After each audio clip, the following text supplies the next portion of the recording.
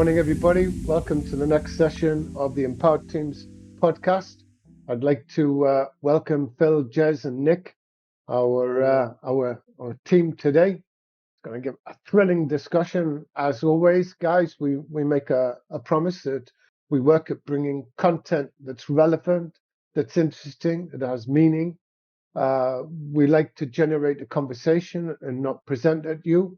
If you find this interesting, then please really help us out by subscribing below and pressing like. That really does help us. And our promise to you is that we will really work on our content and making things relevant to you guys. So the subject for today, team, is in essence, we just talked about is the fifth industrial revolution. And the fifth industrial revolution sets out here that we've got worldwide development in technology, and particularly around AI and data. Some of the most amazing things that are taking place there, but you guys are more expert on this than I am. But coming alongside that, in order to be able to leverage, if you want, the value that comes from this technology, is an investment and a requirement in a human-centric strategy that all businesses and organizations need to invest in. I think that it would be good to kick this off, Bill, with that story, the kind of summarizes the challenge that we're off, and then from you to the rest of the team. Yeah, happy to do that. And I've also just noticed I've got a bit of background noise of seagulls. So if you can hear that, it's because I'm based on down in the south coast, and I think it's all the seagulls have decided to wake up this morning. I think it's nice and sunny, so I apologise for the background noise. Yeah, I was the link that I've got between the kind of like this idea around power skills and AI was formed from a debate that I listened to on a Radio 4 in the UK. I'm a bit of a politics geek, so the conversation started around the future of education, and it was the divide between the state and private and public funded education. And they had a guy on the podcast, there's a chap called a dude called Sir Anthony Selden, and he's the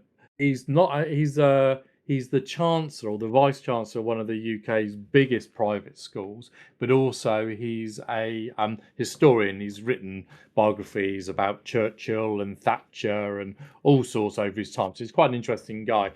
And he was talking about the education models. And right at the end of this chat, he said, anyway, we need to forget all of that because education is going to rapidly change really quickly. And he said, well, why is that? And he said, well, because of AI.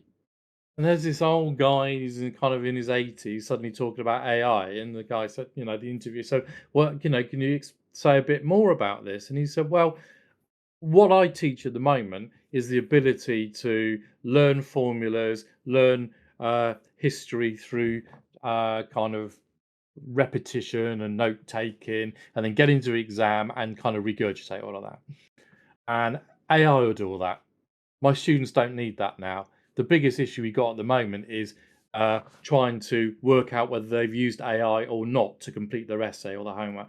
So actually, the challenge is we just need to scrap the current syllabus.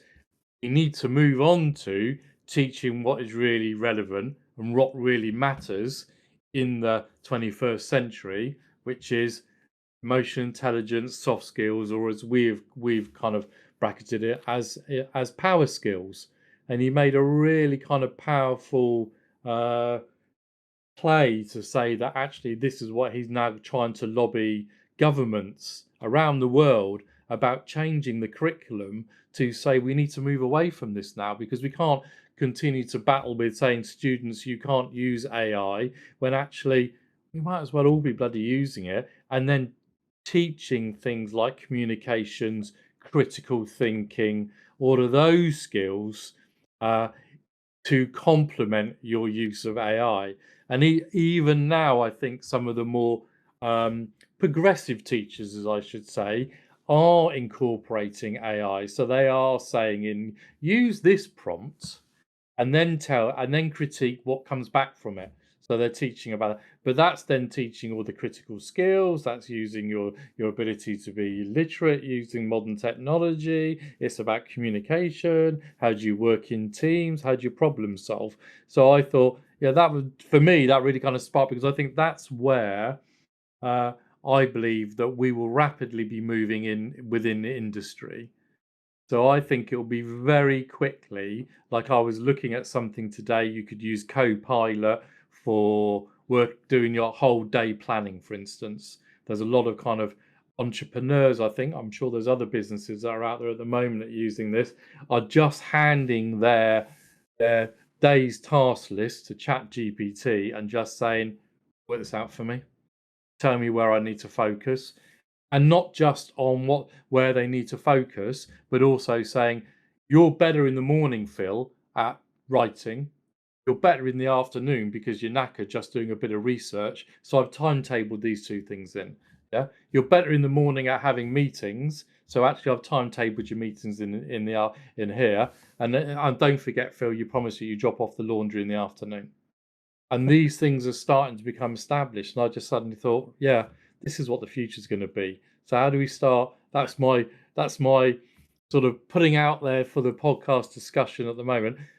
Is it barking mad? Am I in the kind of right direction? And what are people's thoughts?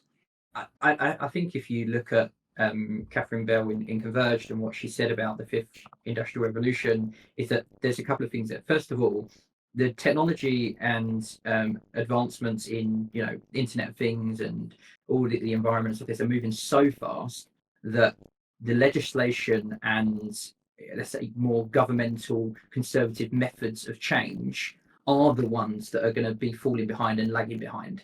Right. So if you look at like the education sector, it's extremely difficult to change the education sector from a political or legal perspective. Where it can change is in those innovators, those leaders, those inspirers as the teachers, and the assessment criteria and the way they teach within the assessment criteria they have. But then there's the kind of second point on that, is that yes, we can explode AI, and yes, we can all use it, and it's not going to be far off from actually replacing some of the mundane tasks that we have, repetitive stuff in business. However, what costs does that come? And when you look at that human-centric approach and circular economy, it's, if we expand it too fast, we're going to be burning loads of consumptional power with loads of bias and loads of kind of biased data and incorrect data to maybe get the wrong answer. So I think we need to have people who can think differently about the way we use it, the way we work, and not just try to lift and shift the ways of working we've been doing into using AI. Yeah, no, I completely agree with that. The one thing that I think the one thing that governments and states and academic institutions are going to be challenges is the rate of change. So I agree with you, Nick. And I think the problem that you've got now is you've got a 21st century with a 19th century legislature. I can't say that word. And now this is where they're rapidly butting up against each other now, isn't it? And it's kind of like, actually, we're here. We want to act as this kind of brake, because that's how we traditionally operated and worked. And everything else is coming past like this as a kind of a rate of knots. But actually, I think you make a really good point around there's more to AI than just bias. The whole sustainability criteria, the whole change to the ethos of the modern workplace, and are we training ourselves, the students that are coming through, business leaders, in what changes do they need to be making to accommodate that change? And I think that's where it keeps coming back to me all of the time, is much more around that those are kind of power skills and emotional intelligence skills than it is those hard skills. That's my kind of main contention, I think. I think just one second, mate. No, go, Nick. I was going to say, it's interesting when you talk about that, because we've spoken before about AI being another team member, right? And I think being part of the team. I think over your business career and your life, you have to learn and adapt to deal with new people, new work colleagues, new teams, new emotions, new types of people that you've perhaps never engaged with in your life previously before, right? As you go through life, this happens all the time, and we have to learn skills to adapt to those kind of people. I think if we think about AI in the same way, it's the same problem, right? We all of a sudden have this new team member that can go away and do all this really great stuff really quickly, and maybe not well at the moment, but could do this stuff really quickly and come back with us. But they have not necessarily emotions that we have to contend with, but they have ways of working and ways of gathering and researching information that we need to be aware of and understand. If I ask ChatGPT or another AI an exam question, it brings me back a unsourced, a generic kind of combination of all of those answers. Unless I ask it in the correct way to provide me, direct sources, it won't do that. So you have to learn how to work with this new team member. It would be just like having a junior member in our team and saying, hey, can you go away and do this? Not explain what we're asking for them properly. They come back and we go, that's not quite what I meant. Could you do it this way? Or could you go and add this to it? It's learning how to deal with that. People see AI as this, technology piece of information they can do with without thinking about this is something you have to interact with in a certain way to get a certain result. And I think it's that awareness and the skills of how do we do that and how do we teach that mindset of it's not just technology that will get us the faster results. So go on, Jez. No, I've just listened to everything that Phil said and what you've said. I mean, there's so much stuff in there, so I've got to go back on where my head was at a minute ago.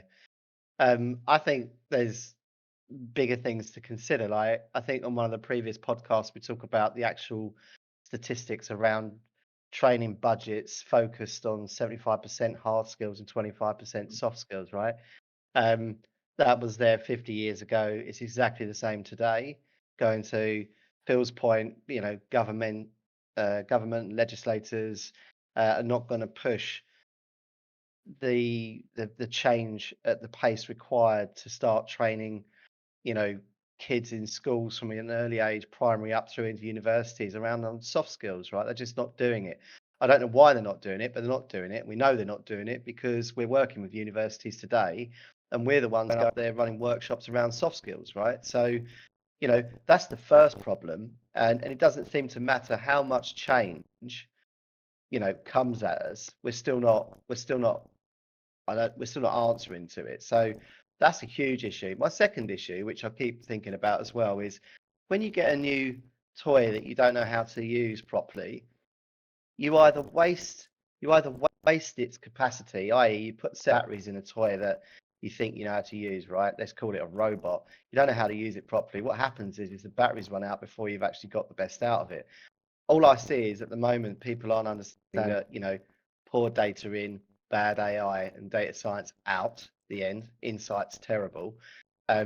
We're running at this at such a pace trying to use AI tooling, but not really so much to do the heavy lifting and shifting like Phil was talking about, which is what we should be doing with it. Therefore, its capability and power isn't wasted. I just see it's being massively wasted at the moment. And then to your point, Nick, having a huge impact from a sustainable perspective. Like, that's a massive issue. We're all using it, not really knowing what to do with it. We don't have the soft skills to deal with it. We're trying to get insights out of which are typically, I expect, going to be wrong.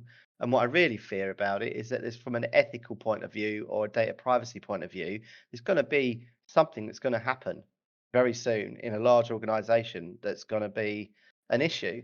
And then all of a sudden, we're going to be concentrating on the legislation around AI and how it's used and who should be using it, because we're already seeing that there are people in industry that are now given the function because they have a strong understanding of AI and how to use it and when to use it, who are taking that lead role on.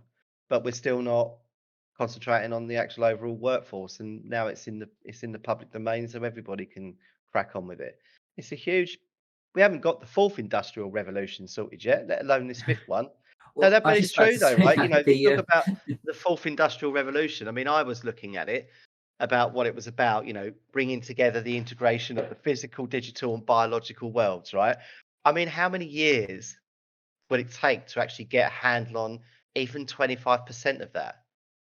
And Very now all good. of a sudden we're straight into the fifth industrial revolution, where humans and machines work in harmony. I think That's because interesting. it's Sorry, different. Toby, can I? Yeah. I was just going to say, it's only a couple of years ago, less than that, that everyone's focus in the kind of CDO world and the data world was around data cultures, wasn't it? We were Yeah. all about raising the awareness, and we haven't solved that problem No, yet, miles have away. we? That's a good challenge for us. Yeah, we were nowhere near solving that, and then we're like, oh, we got AI now, and everyone. It's a bit like Crack on with everyone. Like, that. I think we talked about this before. Everyone's chasing the ball that way now, aren't they? They were chasing the ball that, and I think there are companies and people in the world that obviously have got this stuff, known, sorted. There are people that understand this way more than anyone in this room, probably anyone that we actually will get a chance to network with and communicate with. If we go back to Big Data London and Tim Peake on his keynote there, you look at what SpaceX have just achieved, and you look think there are people in this world that are using data and technology in a way that some of us could only dream about.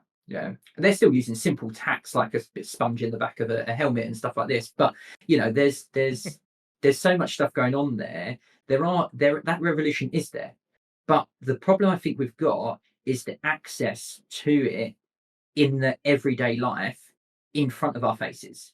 And I call it the Excel problem, right? And this might be some companies' approaches to the market, but all of a sudden, every single user of certain platforms now have prompts in front of them saying, "Oh, AI can do this for you. Oh, AI, ask AI and answer it." I can't even do a search on a search engine without the top answer now being an accumulated answer from AI. So it's been put in our faces consistently now for us to use it.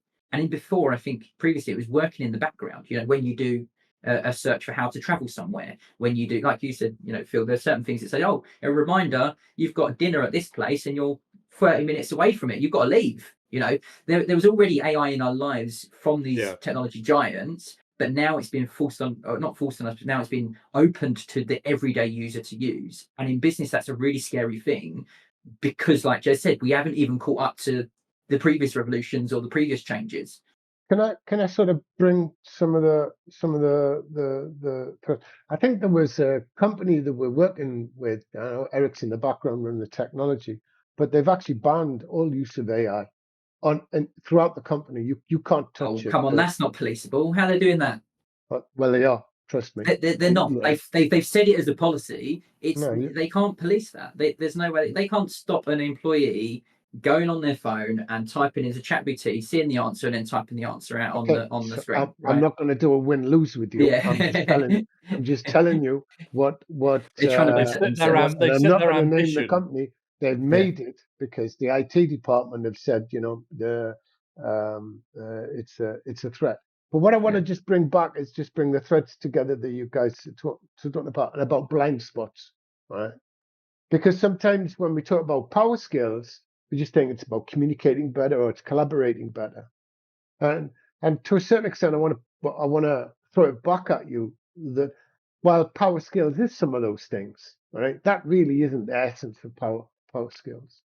That really what we're talking about is an emphasis and a change in what we call intelligence, right? Here in hard skills, intelligence is maths and language. That's kind of the two areas where there's an expertise here. What we're really talking about here as a level of intelligence is the ability to adapt to change. And what you guys have just been describing is the fact that what you've got is we still haven't solved what happened last year. This year looks like it's times 10, and in 2 months it looks like it's going to be times 50. Well, you're describing it from the shop floor point of view there, Nick, right down to what you took it to helicopter level, Jez, right? And you set the scene there. So what we're talking about is that you're actually living through continuous disruption. Yeah. So therefore, when we talk about power skills is its main essence, right? Is its ability, it's adaptive intelligence. This is what the key point is. It's not, am I going to break change down into manageable parts? It says that every day it's going to be different and it's exponential, right? Okay. Whether we're talking about nanotechnology, we were talking about biotech, we were talking about AI. At the moment, the conversation around AI is pretty generic. But when we break it down into industries, as you were saying, Nick, before, some industries are way ahead in understanding this. What we do know that the blind spot is around power skills, is around ability to adapt. And I think that's the sort of golden thread in that brings all of your bits together. Well, Or I'm not sure, is it? isn't it fair to say that that there have been information and data specialists working in industry for well over 20 years? And isn't it fair to say that AI has been around for many, many years, right? So it's not that this is new, it's just that it's now in the mainstream. And the problem with that is that back then when people were working with data and when AI was discovered and being used in these super tech companies like the ones that we all know many years ago, what I always find quite amazing is that we don't often go to those people or places or businesses to understand how it worked properly and how they were doing it. It seems to me more like we all adopt it and then we just start trying to use it. We don't use what I would call the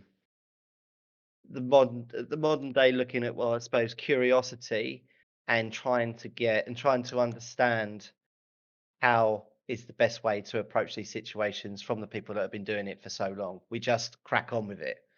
So there's an element of what do you call it? I'm trying to think of the word. I don't know, a bit careless, I guess. So it comes in mainstream, and then we all just are very careless about how we go about using this new stuff or trying to approach these problems or trying to get insights from new data or whatever it might be. And we don't actually understand each individual topic that well in the mainstream yet. So this is where I think you talk about power skills, Toby.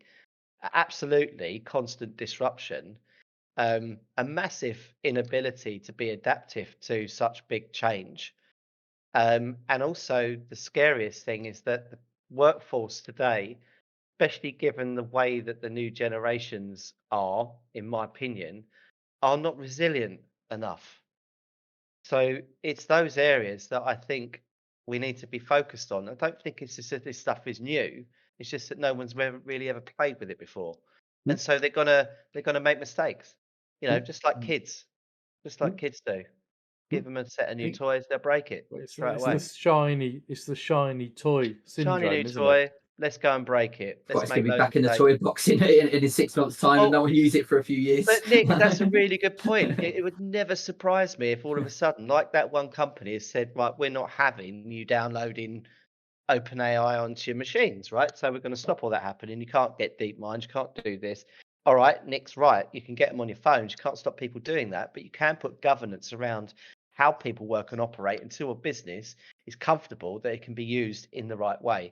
And that's where legislators and government will start to get involved, because they'll say, if we find that you're doing that, and if we find that you haven't been upskilling your workforce in a way that there's a champion and someone who's accountable for doing this stuff, and you're not trying to get, you're not trying to change the culture in your business in order to be responsible enough with tools that are so powerful, that's an issue for us.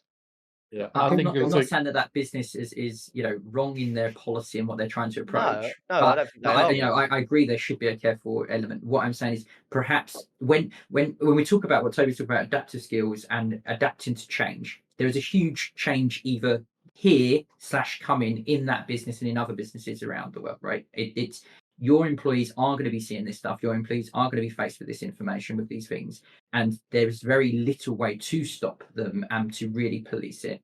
So the communication for what they've given out comes across as like we're not going to change, right? At this time, all use of AI is banned because we're setting a strategy that will look at where its best value is for our organization. How do we use it ethically? How do we fit it into our business culture and our processes? And actually, we open the floor to ideas and a forum to ideas of anyone who thinks how AI can influence and improve our business to come forward and discuss it. Exactly. That is a communication of change and a way that is taken in careful consideration. Just to say we're banning all AI, no one's allowed to use it, it is a very non-adaptive thinking and mindset. It is a Can I just classic. Oh, sorry, Toby. no? It is, from my experience, a classic large organizational response. So to a problem, it's like, it's a hammer to crack a nut, isn't it? We've all seen it before. I've seen this so countless numbers of times where Yeah. complete innovation is closed down completely because the wrong person at the wrong time did something wrong, and we don't want that to happen again. So it's not about re-educating that element in the business. It's like saying, so to avoid that ever happening again, we're never going to do it. Unfortunately, the genie is well and truly out of the bottle. So Yeah. that those that want to will always be able to do it. As you said, Nick, you try to ban it, and then all you do is you're just going on your own personal Right, iPad, or you're just going on your own account No, and doing it so anyway. So. let's pull this. So we're talking about disruption and we're talking about adaptive change. One of the things that sits in there is this thing that I keep coming up with, right? I don't keep coming, I keep stealing it. Is what we called skilled unawareness. Because what you're describing when we look at the obstacles is what I call the Kodak moment. Because if we look at the history of innovation, of which Clayton Christian is one of the godfathers of, right? When he's the one that coined disruptive innovation. What you've got is, why weren't you innovative? And what we see is what you were just talking about there, Nick. Well, what you're talking about is the culture of not being able to deal with change, and that they approach it almost like the school teacher discovers you're playing with a toy in the classroom, and they're banned, right? Because there's no linkage to the new innovations to your strategic objectives, right? How can you be sitting at Kodak and say, well, think about going into digital later? Because you really need to read up on it, because that's exactly what a group of executives did. The whole world's going digital. No, we'll talk about later. Goodbye, Kodak. All right. And there are examples after examples after examples like that of what you're just describing are the obstacles of dealing with change.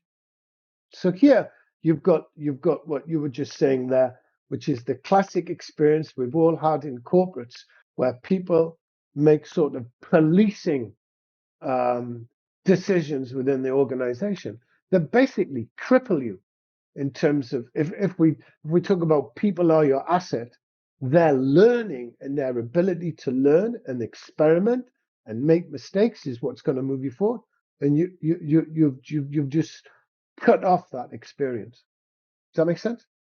Yeah, Yeah, we- totally. I think Just I'll just add to that. I think the other thing from my experience is with change comes fear. Yeah. And there's a kind of, in this world, there's the fear of the unknown. And I think there's also, this is probably being really unfair to many of my former kind of C-suite peers and buddies, is that a lot of those decision makers are the ones that are furthest away from the understanding of the impact of things like AI and modern ways of leadership to a large degree, because they've spent a long period, all of their life, working in a certain way which has been very successful for them.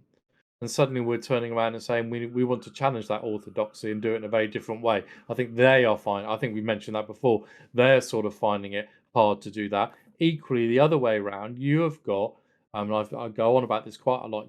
I employ lots and lots of very capable and able graduates that have spent their entire academic career being extremely successful. Straight A students, into university, good degrees, good universities. They come out of it, and then we're told them, "Oh, that's great, but I want you to think in a completely different way. I now want you to be using your team skills, your creative thinking, your innovation, your communication, and the paucity of some of the people that I've worked with, ability to do those things is calculable. And the amount of investment that I've had to put into kind of retraining some of those into being a fully fledged member of a team is a lot.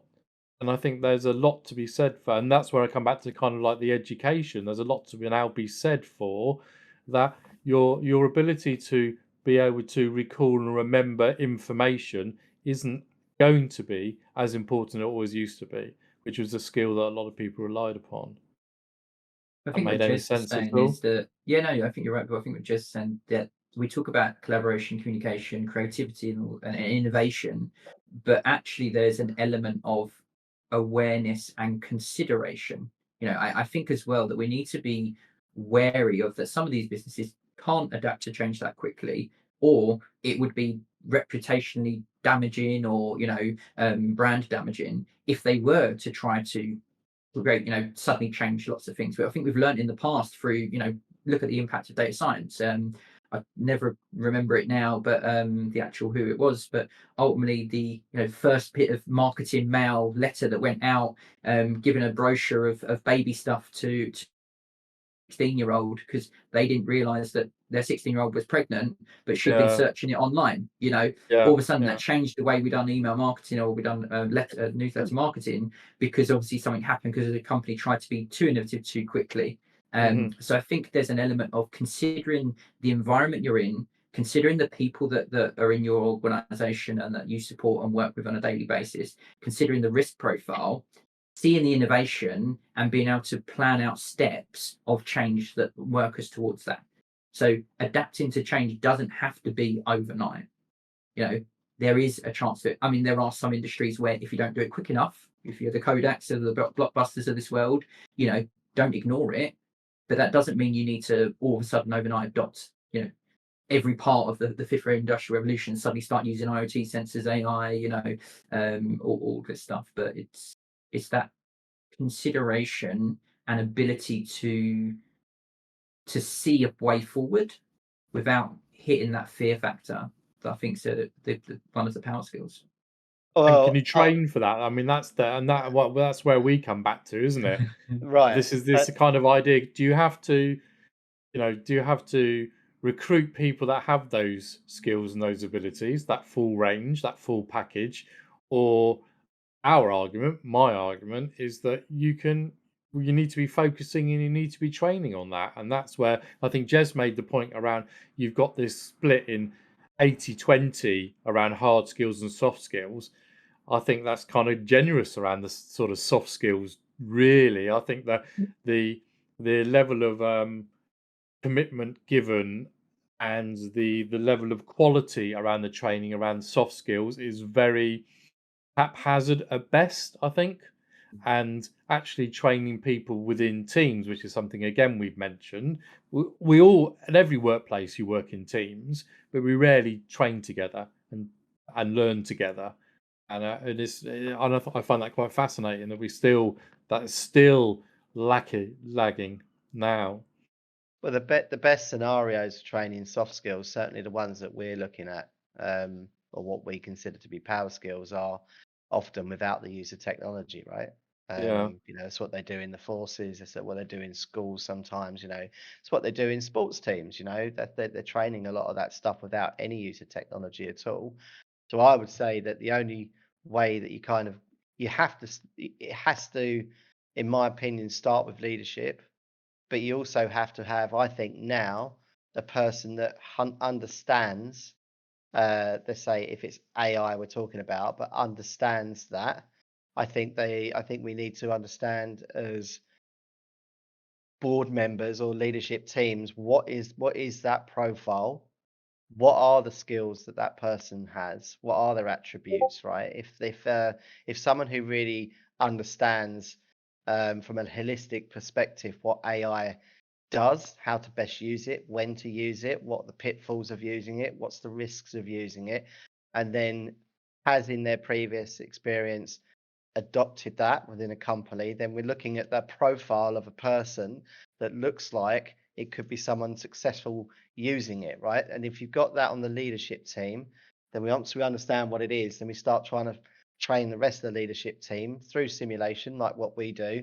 And then you start spreading it down into the company, right? So, we know that a lot of workforces won't often adopt new ways of working unless they see the leadership doing it, right? You have to lead from the front. So, let's get that bit right. Let's show people how we now work. Let's make sure people are feeling comfortable and they feel like they're in a safe space to do this stuff and to work in a slightly different way and to be more creative and to, uh, showcase their problem solving skills and whatever it might be. And consideration, I think, to Nick's point, is a really, really good shout. It's not a word that I'd heard on this podcast so far. I think absolutely we should be considering what we're doing. And so, you create the mindset, but we've got to understand, what does a person look like? What are we looking for? We've got a massive list of power skills that we all look at about training, right? Through Sea Change, which is brilliant. But if you're trying to move in that way, so you've got a company that wants to adopt AI, like what does that look like? Because I don't think anybody knows exactly what that looks like yet, unless you're a person that's been doing it for quite some time. And we need to get that into the leadership teams. I think that's a good point to start to bring things together for the end. I think what you're talking about, if you don't know what it looks like, it's a blind spot. Yeah, it is a blind Uh, spot, and that's why that you make mistakes with blind spots. You have car crashes because of blind spots. That's exactly what it is.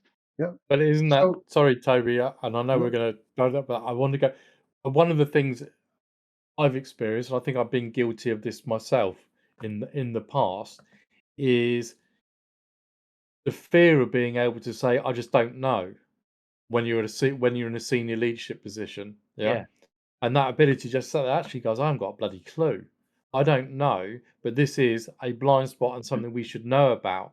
And having that ability to say that, because I was always employed that I had the knowledge. So if I was called to go to the board and they said, Phil, what do you think about this? And my first response is, I ain't got a clue. It's not going to go down too well. There's a But good book that talks about this sort of stuff. That one. yeah, exactly, yeah. And but If you ever and read it, I mean, it's these are mind blowing. things. Yeah, exactly. But these are things that need to. People don't appreciate that you can teach these things. You can learn, and that is a valuable skill. The Yeah. ability just to say, "I don't know and I don't understand." It's the same as when you employ a bloody expert into your organisation. I've seen this time and time again. You get them to come in, then they give their opinion to a board. The board doesn't quite like it, and then kind of rise roughshod over it. And you're thinking, you got the expert in. The expert's told you this, and then because you don't like what the expert has said that you've recruited, you're going to ignore their advice. Which is And you're what's like, going to happen in this scenario. yeah, Some boards will exactly. adopt it from someone who knows what they're talking about, and someone will go, some boards will just go, nah, that's no, let's just crack on how we are. We'll be fine. But Yeah, exactly. to their On the detriment. on the blind Yeah. spot piece, it's an interesting analogy because okay, yes, now we have some, let's say, data science and that or some kind of mechanisms where a camera can look in your blind spot and give you an indication of whether there's something in your blind spot or not to try and stop you pulling across, right? But that doesn't stop accidents in blind spots happening. That hasn't No. solved the problem with vans or lorries blind spots, right? It's a problem that's been in the automotive industry for many a generation or many a years. It still And so happens have sometimes. cameras. But we all drive. We all drive. Most people drive for a very long time. And actually, all we've done is learn how to adapt to certain situations on the road. That could be a blind spot. I go to a different country. Go to Paris, drive there on the different side of the road. My ability to act in a different manner because of the environment around me has to change. I now have to think, well, the blind spot might be that way because someone might be overtaking me from that side and not that side. And it So it's an takes interesting time. analogy of that power skills we're talking about, of being put into semi-similar or unfamiliar and semi-similar environments, and what tools do we have in our minds to address the best action to take in that unfamiliar environment. How can we draw similarities between different experiences we've had and say, maybe this is the way to go forward? I don't know if it's going to, I might fail, I might be wrong, but based on these observations, this is critically how I think we should move ahead. what you're talking about there, as we start to bring this together, is you're talking about the ability to unlearn and relearn. Yeah. All right. And that's a superpower. And it's something that's not taught. It's something that you learn if you want to survive. It's a survival skill.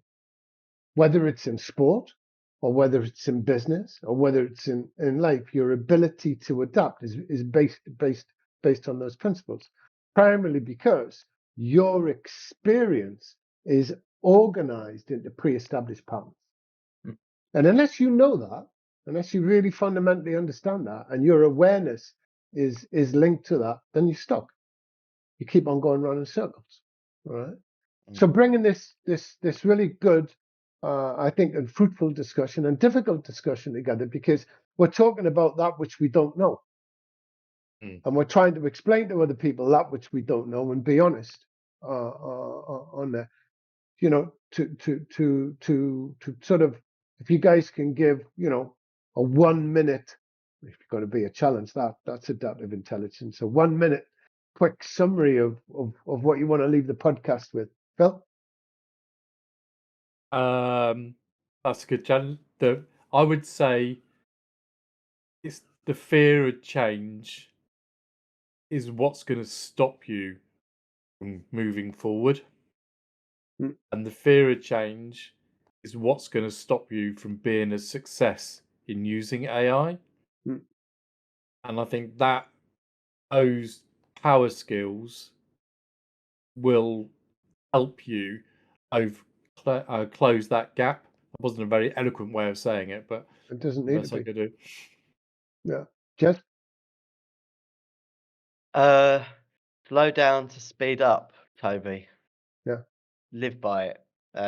You know, I just think we just need to just take a step back, have a look at what we can do with AI that is, back to Phil's point, more around lifting and shifting. Let's use AI to become efficient and make better processes and build some trust in this new tool before we move to that next step, and basically put some good governance around the organizations for companies, really try and understand what skills are required to adopt AI properly for the future. So we've got those points in place and the skills growing in our organizations. And then ultimately as well, like, try not to fear it. You know, if we can create a safe space, then people will feel much more comfortable and then they'll be more excited about it. And I think we'll get better results from using it in the future. You're going to get it wrong. That's the key, you know. But it's That is like the it's the key. ability to know Fail, when got you to got it fail a wrong, lot. and then to pivot, isn't it? It's like don't not try something. It's a bit like that company that you said, Toby, that you know has put the moratorium on no one having AI. It's like don't some things will go wrong. It is inevitable, but it's how you react to that is the But key. I do think though, Phil, there are elements of AI which you can't play with without there being a huge risk involved. So I'm in I think agreement there's with you. Definitely play with it. Don't stop people playing with it and fail using it.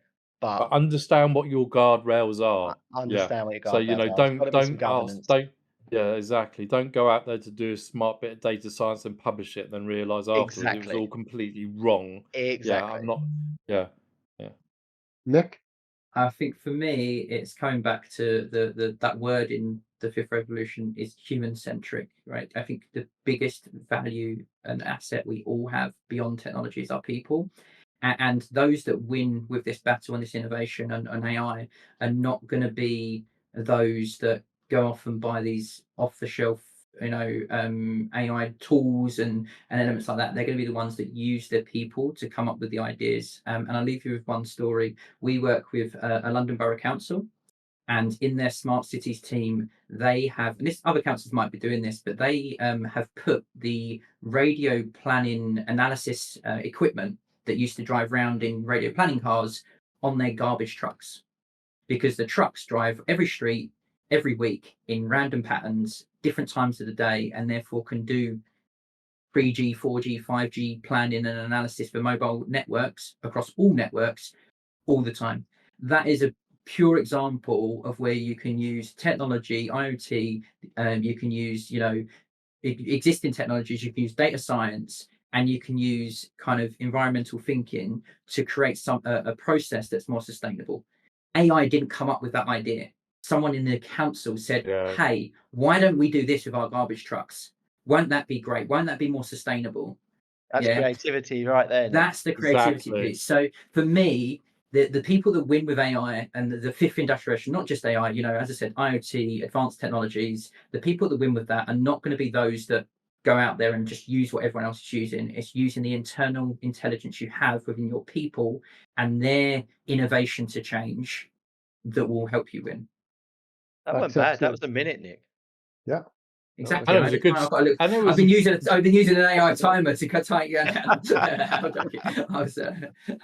getting a lot better with my timings for these quick things. So listen, guys, as we approach the end, I want to say thank you very much to Nick, Jez, and Phil. I think it was a stimulating conversation. I want to talk to our viewers that are looking at what we don't script this. All right, this is us talking from our hearts, and finding subjects that are meaningful. And that's our promise to you. So if you can really help us out, subscribe below, and if you like it as well, please press like. And our promise to you is we'll work on bringing you better content, more meaningful, more wrapped around trying to understand how to adapt in this incredible world of change, an exciting world of change as well, a difficult world of change as well. So thank you very much. See you on the next one. Thanks, Toby. Thank you, everyone. Bye-bye. Bye-bye.